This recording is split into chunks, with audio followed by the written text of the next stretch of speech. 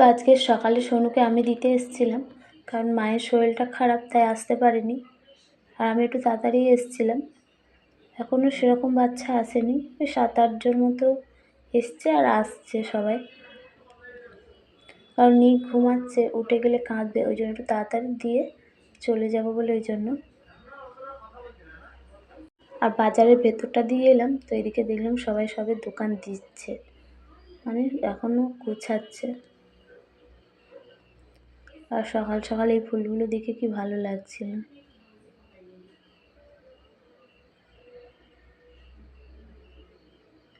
এদিকে রাস্তাটাও অনেকটা ফাঁকা এখন।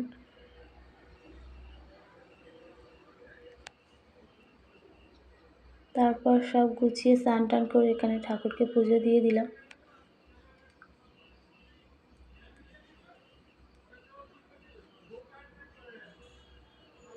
আর আজকে একদম প্লেন রান্না, ডিম বিরিয়ানি। আর ডিমগুলো উপরে দিয়েছে, কারণ ডিমগুলো নাহলে ভেঙে যায়, ওই জন্যই উপরে দেওয়া হয়েছে। আর নিককে খেতে দেওয়া হয়েছে, ওপর থেকে একটু রাইস দেওয়া হয়েছে, কারণ একটু ঝাল ঝাল হয়েছে।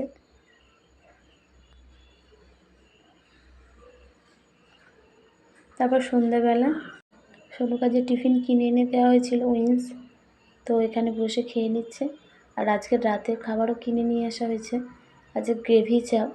তো এখানে এই যে চাউটা, আর এর মধ্যে আছে গ্রেভি, এখানে মিক্সড গ্রেভি আছে আর চিলি চিকেন।